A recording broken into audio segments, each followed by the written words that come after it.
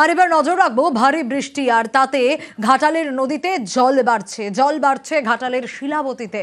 চন্দ্রকোনার কেঠিয়া নদী, সেখানেও জল বাড়ছে আর নতুন করে জল ঢুকছে। ভারী বৃষ্টিতে আবারও ঘাটালবাসী আশঙ্কায়। সুকান্ত রয়েছে আমার সঙ্গে। সুকান্ত, ভারী বৃষ্টি আর ঘাটালের নদীগুলোতে জল বাড়ছে, স্বাভাবিকভাবেই সেখানকার মানুষজন ঘাটালবাসী তারা তো আবারও আশঙ্কায়। একদমই সোনিয়া, দেখো আবারও কি ঘাটালে বন্যা হবে, আবার কি ঘাটাল প্লাবিত হবে, এই প্রশ্নই কিন্তু ঘাটালবাসীর মনে এখন হচ্ছে। কারণ এই যে দুর্যোগের বৃষ্টি, শুধু তাই নয়, তার সাথে জলাধার থেকে ছাড়া জল, সেই জলও এসে পড়বে ঘাটালের শিলাবতী নদীতে এবং সেই জলের ঠেলও পড়বে।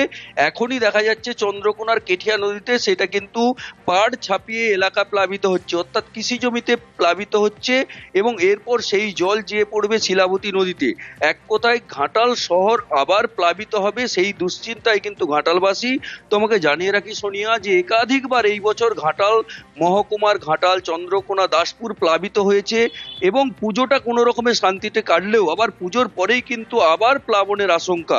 এক কথায় ঘাটালবাসী কিন্তু প্লাবনের প্রহর গুনছে সোনিয়া। একেবারেই কোনোভাবে পুজোটা কাটলো আর তারপর এই দুর্যোগের আশঙ্কা ঘাটালেও, ঘাটালবাসীরও। নদী সব ফুসে গেছে, শিলাবতীও ফুসছে, কেঠাও ফুসছে। এবারে যদি বন্যা উঠে যায় ধানের প্রচুর ক্ষতি হয়ে যাবে, ভয়াবহ অবস্থা। জল বাড়ছে, ভালোই বাড়ছে। মানে পুজোর পরেই যে এরকম একটা হবে, এরকম হবে এটা ভাবা যায়নি। মনে হচ্ছে পরিস্থিতি খুব খারাপ। বৃষ্টি হয়ে যাচ্ছে, এটা এখনো তো বৃষ্টি সবই গেল, টোরে আলু গেল, এখানেও ধান গেল। আর বীরভূমেও টানা বৃষ্টি হচ্ছে, তার জেরে ঠিক কি অবস্থা দুবরাজপুরের ছবি যদি আপনাদের দেখায় তাহলে দেখুন শাল নদীর কজওয়ের উপর কিভাবে জল। যে ছবি আপনাদের দেখাচ্ছি এটা বেলসারা ও মেজে গ্রামের মাঝে যে কজওয়ে, সেই কজওয়ের ছবি। একেবারে জলমগ্ন চারিদিক। সুপ্রতিম রয়েছে আমার সঙ্গে। সুপ্রতিম, জলমগ্ন কজওয়ে আর তার উপরে কজওয়ের উপর যে পিলারগুলো সেগুলোও জলমগ্ন। স্বাভাবিকভাবেই পারাপারও বন্ধ। এখন তাহলে উপায় কি করছেন এতগুলো গ্রামের মানুষ? তো এটার উপর নির্ভরশীল।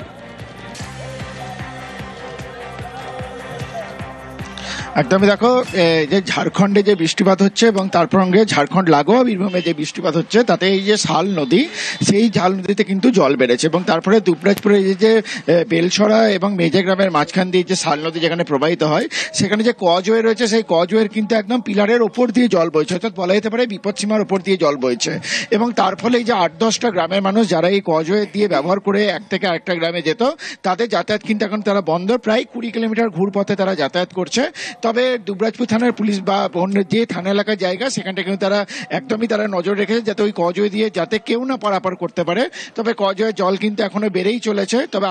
তবে যেভাবে ঝাড়খণ্ডে বৃষ্টিপাত হচ্ছে, তাতে অন্যান্য যে কজওয়েগুলো রয়েছে শাল নদীর ওপরে, সেগুলোও কিন্তু ডুবে যাওয়ার একটা আশঙ্কা রয়েছে। তবে পুলিশ এবং প্রশাসন কিন্তু প্রত্যেকে এইটার উপর নজর রেখেছে। বেশ।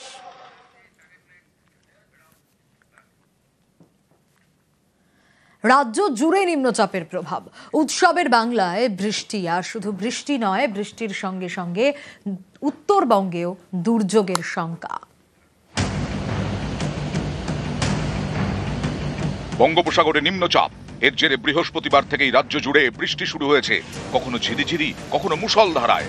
রবিবার পর্যন্ত রাজ্য জুড়ে নিম্নচাপের প্রভাবে বৃষ্টি চলবে।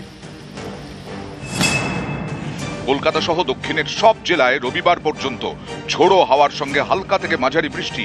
সোমবার এবং মঙ্গলবারও দক্ষিণের জেলাগুলিতে কয়েক পশলা বৃষ্টি হতে পারে। 24 ঘন্টা পরে আমাদের দক্ষিণবঙ্গে বৃষ্টিপাতের পরিমাণ আরও কমবে, তবে সর্বত্রই হালকা থেকে মাঝারি বৃষ্টিপাত, বজ্রবিদ্যুৎ সহ এবং বজ্রপাত সহ হওয়ার সম্ভাবনা থাকছে। উৎসবের বাংলায় বৃষ্টি, উত্তরে দুর্যোগের শঙ্কা। উত্তরবঙ্গের জেলাগুলিতে বাড়বে বৃষ্টি, বাড়বে দুর্যোগ। শনিবার উত্তরবঙ্গে 200 মিলিমিটারের বেশি বৃষ্টি হওয়ার আশঙ্কা। প্রবল বৃষ্টির সতর্কতা রয়েছে আলিপুরদুয়ার এবং জলপাইগুড়িতে। দার্জিলিং, কালিম্পং, কোচবিহার, উত্তর দিনাজপুরে অতি ভারী বৃষ্টির পূর্বাভাস। মালদা এবং দক্ষিণ দিনাজপুরে চলবে ভারী বৃষ্টি। রবিবার দক্ষিণবঙ্গে বৃষ্টির পরিমাণ কমতে পারে, কিন্তু উত্তরে দুর্যোগের শঙ্কা। রবিবার উত্তরবঙ্গের সব জেলায় বজ্রবিদ্যুৎ সহ বৃষ্টি চলবে। অতি ভারী বৃষ্টির সতর্কতা দার্জিলিং, কালিম্পং, আলিপুরদুয়ার, জলপাইগুড়ি এবং কোচবিহারে। ভারী বৃষ্টি হতে পারে উত্তর দিনাজপুরে। সোমবার এবং মঙ্গলবারও উত্তরবঙ্গে ভারী বৃষ্টির সতর্কতা। উত্তরবঙ্গে বৃষ্টিপাত ক্রমশ বাড়বে। দার্জিলিং, জলপাইগুড়ি, আলিপুরদুয়ার জেলাতে আগামী 24 ঘন্টায় ভারী থেকে অতি ভারী বৃষ্টিপাত। 5 তারিখে তৃতীয় দিনে বৃষ্টিপাত উত্তরবঙ্গে কিছুটা কমবে। নিউজ 18 বাংলা। এবার মুর্শিদাবাদের রেজিনগরের দিকে নজর রাখবো, তার কারণ রেজিনগরে উদ্ধার 3 জার বোমা। আর এই 3 জার বোমা তো উদ্ধার হয়েছে, কিন্তু বোমা বাঁধতে গিয়ে বিস্ফোরণ হয়, আর বিস্ফোরণের ঘটনায় রীতিমতো চাঞ্চল্য ছড়িয়েছে রেজিনগরে। মুর্শিদাবাদের রেজিনগরে সেই ছবি আপনাদের দেখাচ্ছি। আরো বিস্তারিত এই বিষয়ে জানাতে পারবে রকিবুল রয়েছে আমার সঙ্গে। রকিবুল, এখনো পর্যন্ত পুলিশি তদন্তে কি উঠে আসছে? রেজিনগরের ছেতিয়ানি ঘোষপাড়া এলাকায় রাতের অন্ধকারে দুষ্কৃতীরা বোমা বাঁধার কাজ করছিল এবং ওই বোমা বাঁধার সময় বোমা বিস্ফোরণ ঘটনা ঘটে। বিস্ফোরণ ঘটনায় কিন্তু নিখোঁজ হয় ওসমান বিশ্বাস নামে এক যুবক, এবং তারপর থেকে কিন্তু ঘটনাস্থলে ব্যাপক চাঞ্চল্য ছড়ায়। ঘটনার খবর পেয়ে ঘটনাস্থলে রেজিনগর থানার বিশাল পুলিশ বাহিনী রয়েছে এবং ওই ওসমান বিশ্বাসের খোঁজে তল্লাশি চালাচ্ছে। তবে ইতিমধ্যে দুজনকে আটক করে এবং আটক করে তাদেরকে জিজ্ঞাসাবাদ চলছে। তবে জিজ্ঞাসাবাদের পরেই পুলিশের পক্ষ থেকে জানানো হয়েছে খুব দ্রুত ওসমান বিশ্বাসের তাকে উদ্ধার করা হবে। এবং পরিবারের দাবি যে ওসমান বিশ্বাস যে বাড়ির ছেলে বাড়িতে যেন ফিরে আসুক এবং মৃতদেহ হোক বা সে জীবিত হোক, আমাদের পরিবারের ছেলে পরিবারে ফিরে আসুক বলে তারা দাবি করেন। এবং এই ঘটনায় যথেষ্টই চাঞ্চল্য ছড়ায় এলাকায় এবং বোমা বিস্ফোরণের যে এতটাই তীব্রতা ছিল তা তোমার গোটা এলাকায় কিন্তু কেঁপে ওঠে। এলাকার মানুষ কিন্তু আতঙ্কিত হয়ে রয়েছে।